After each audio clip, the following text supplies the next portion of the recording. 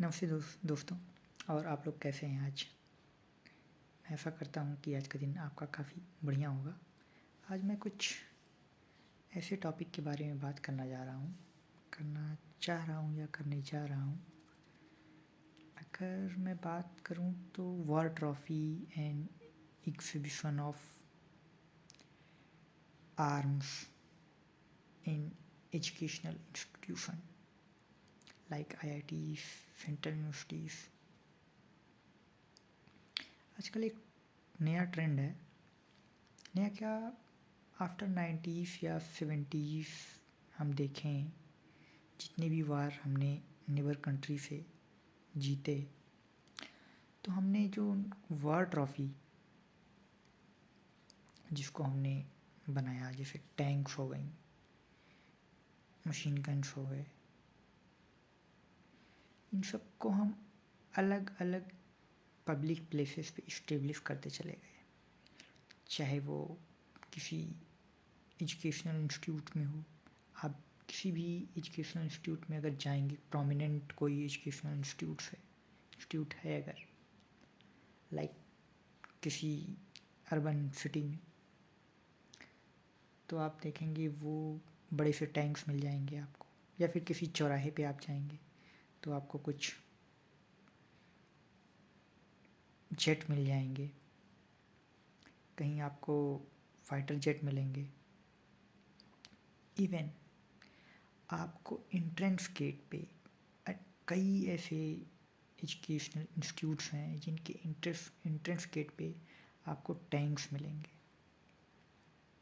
आजकल तो educational institutes में एग्जीबिशन लग रहे हैं,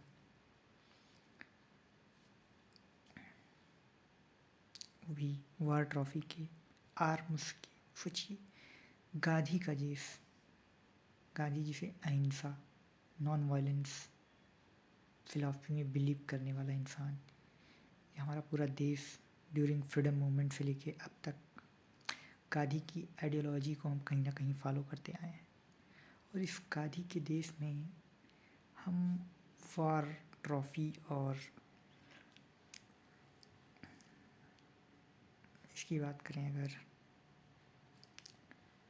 वार ट्रॉफी और आर्म्स बेसिकली जो हमारे आर्मी के पास हैं, सिक्योरिटी फोर्सेस के पास हैं, उसको हम school, colleges, educational institutions, even any public exhibition, फिर मैंने देखा महाकुंभ में भी मैंने आर्म्स का एग्जीबिशन देखा। वो भी इट्स काफ़ी ब्रॉड लेवल पे।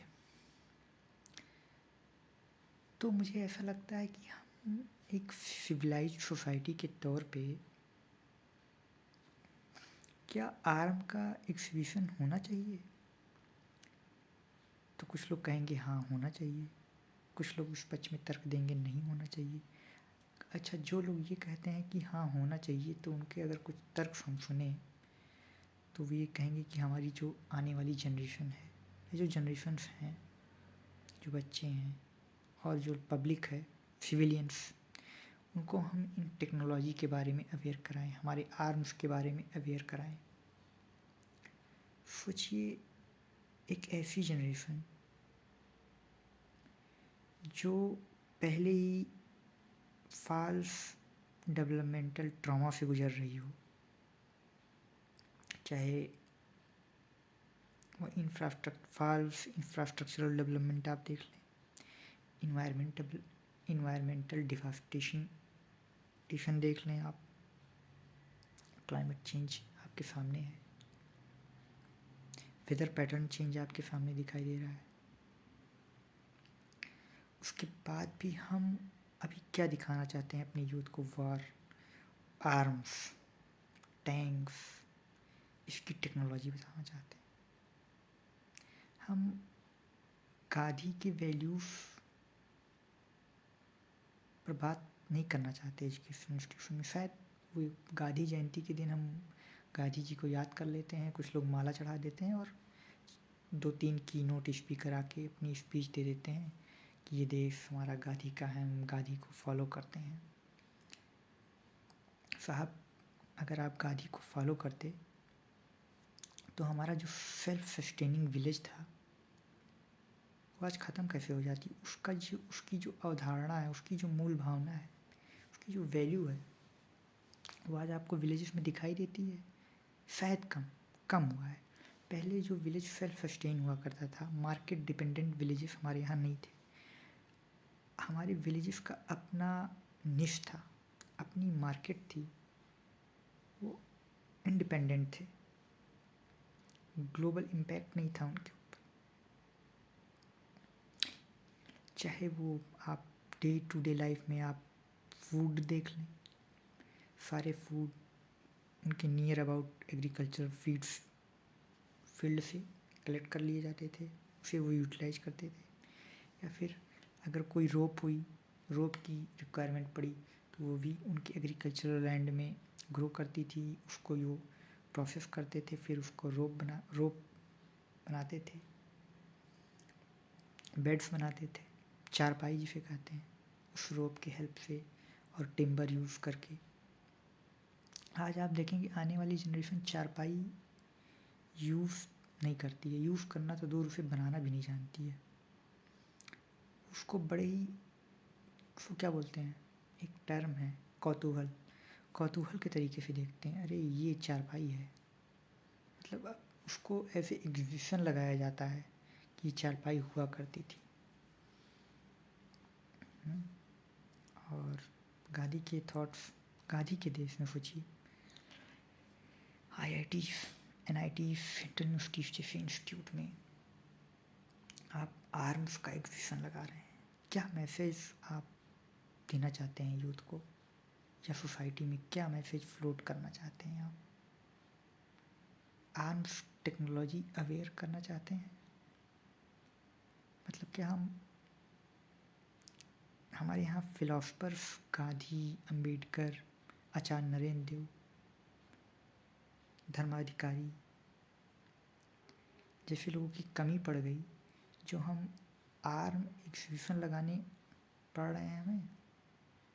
हमें लगता है ये US या वेस्ट ड्रिवन आइडियोलॉजी है। सबसे बड़ी हास्यास्पद बात तो ये है कि US जैसा देश, स्टेट जो वर्ल्ड में सबसे ज़्यादा वेपन प्रोडक्शन करता है और एक्सपोर्ट भी करता है, और इंडिया सेकेंड लार्जेस्ट कंट्री है पूरे वर्ल्ड में जो सबसे ज़्यादा आर्म इंपोर्ट करता है। It's devastating experience. ऐसी डेवलपिंग कंट्री जिसे अभी एजुकेशन सेक्टर पे काम करने का रिक्वायरमेंट है, काम करना चाहिए, हेल्थ पे काम करना चाहिए। Health infrastructure is a big issue.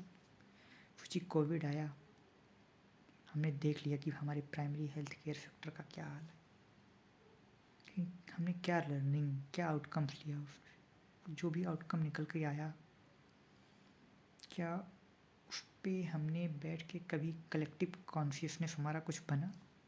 कोई पॉलिसी हमने बनाई, प्राइमरी हेल्थ केयर स्ट्रक्चर आगे कैसे चलेगा, कैसे रेगुलेट होगा, क्या इंफ्रास्ट्रक्चर होगा, क्या मेजर्स होंगे? क्या हमें प्राइमरी हेल्थ केयर सेक्टर को फिर से डिफाइन करने की ज़रूरत नहीं है? बिल्कुल रिक्वायरमेंट है। उस पर बात नहीं करेंगे हम तो आजकल 15 दिन पे एक नई थियरी आ जाती है सोशल मीडिया पे या मेन स्ट्रीम मीडिया में। कोई नया इशू चल रहा होता है, फला नेता ने कोई एक स्पीच दे दी एक लाइन की, वो टैग कभी राइट विंग वाले लेके उड़ रहे हैं, कभी लेफ्ट विंग वाले लेके उड़ रहे हैं। सब अपने अपने हिसाब से अपने अपने राम को खोज लेते हैं, किसी भी चीज़ को अपने अपने हिसाब से डिफ़ाइन कर लेते हैं, और फिर 15 दिन तो उसी में निकल जाते हैं। फिर अगले 15 दिन फिर नया एक टॉपिक आ जाता है, फिर उस पर चर्चा हो जाती है। डिस्कोर्स चेंज हो गया इस पिछले 15-20 सालों में। 2009 से मैं शायद मेन स्ट्रीम मीडिया के ट्रेंड को एनालिसिस कर रहा हूँ। इन्होंने अपनी कोर्ट बना ली है। 4 लोग की नोट स्पीकर बुलाते हैं, स्पेशलिस्ट, सो कॉल्ड स्पेशलिस्ट, वो अपनी अपनी उस पर राय व्यक्त करते हैं। न जाने कौन कौन से नए नॉलेज, नई इन्फॉर्मेशन वो देते हैं, उसके फैक्ट्स कहाँ फैलाते हैं, गॉड नोस। लेकिन सोचने वाली बात है कि हमारी मेन स्ट्रीम मीडिया क्या पोर्ट्रे कर रही है सोसाइटी में। यूएस जैसा स्टेट, सोचिए, जो स्टेट सबसे ज़्यादा आर्म प्रोडक्शन कर रहा हो, एक्सपोर्ट कर रहा हो, वो हमसे कहता है कि हम पीस इस्टेब्लिश करेंगे साउथ वेस्ट एशिया में। सोचिए, आर्म वो हमें सप्लाई कर रहे हैं और पीस इस्टेब्लिश करना चाहते हैं साउथ वेस्ट एशिया में। क्यों? उसका एक रीज़न देते हैं इंटेलेक्चुअल्स। रीज़न ये देते हैं कि साउथ वेस्ट एशिया एक बहुत बड़ा मार्केट है। It's a market, huge market, consumption, जिसमें कंजप्शन हो सकता है। वेस्ट में तैयार किए गए जो मटेरियल्स हैं, जो प्रोडक्ट्स हैं, वो साउथ वेस्ट एशिया में यूटिलाइज हो जाएंगे, खपत हो जाएंगे। लेकिन हमें लगता है सबसे ज़्यादा जो प्रोडक्ट है यूटिलाइज करने के लिए प्रॉफिटेरिंग इंडस्ट्री है, वो आर्म इंडस्ट्री है वेस्ट की। चाहे वो यूएसए की ले लीजिए, फ्रांस की ले लीजिए, यूके की ले लीजिए। यूक्रेन के बाद इंडिया सेकंड लार्जेस्ट कंट्री है जो सबसे ज़्यादा आर्म इंपोर्ट करता है। ये मेरी नहीं, ये सिपरी जैसी इंस्टीट्यूशंस ऐसा कह रहे हैं। 2025 में अगर उसकी रिपोर्ट आप देखिएगा तो आपको पता चलेगा। और गजब का दोगलापन है भाई साहब कि यूएस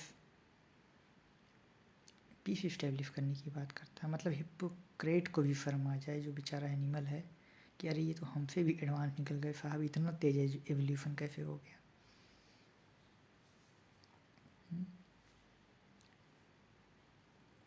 तो इस गादी के देश में क्या आर्म वार ट्रॉफी, इसका एग्जीबिशन या पब्लिक प्लेस में इसको इस्टेब्लिश करना हमें मतलब शोभा देता है? इसके अपने अपने कारण हो सकते हैं कि लगाना चाहिए कि नहीं लगाना चाहिए,